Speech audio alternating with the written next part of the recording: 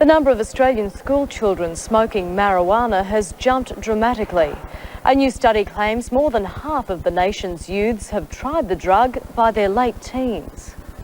Yeah, sure, young kids are getting into it. Like, so easy to get. You know, people, it seems easy. Like at school, all the young people are smoking now. A study by Life Education Australia says that in 1992, 42% of teenagers over 16 had tried the drug. Now it's more than half.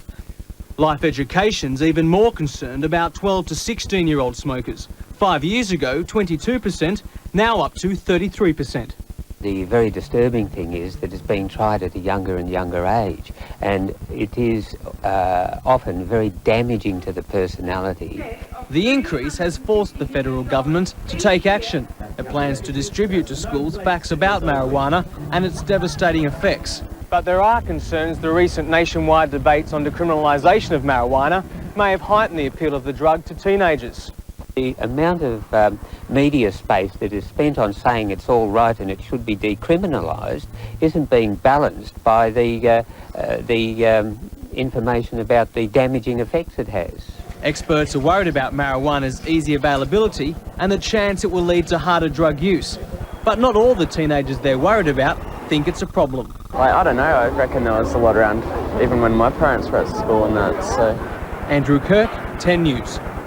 The push to allow addicts to obtain and use pure heroin under supervision has moved west. National drug experts have flown to Perth, again claiming the move would cut deaths, crime and corruption. It's the controversial new weapon experts say could win the war against drugs. The introduction of legal shooting galleries where addicts are prescribed, supplied and use heroin under strict doctor supervision. Instead of adulterated heroin of unknown concentration being distributed without discrimination by criminals and disgraced ex-policemen. The Australian Parliamentary Group for Drug Reform hopes to begin trialling the galleries in Canberra by the end of the year.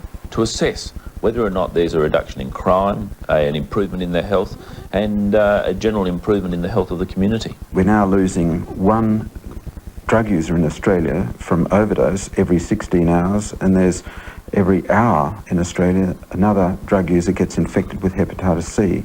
Yvonne Hanswell knows that only too well. Her daughter Sunita died from a heroin overdose less than a year ago. She believes prescribed heroin use could save lives. I think it would make an absolute tremendous difference to the whole situation. You're going to clean up the streets. The experts maintain it's not about legalising heroin, but taking it off the streets, cutting crime and corruption. Alison Blanksby, 10 News.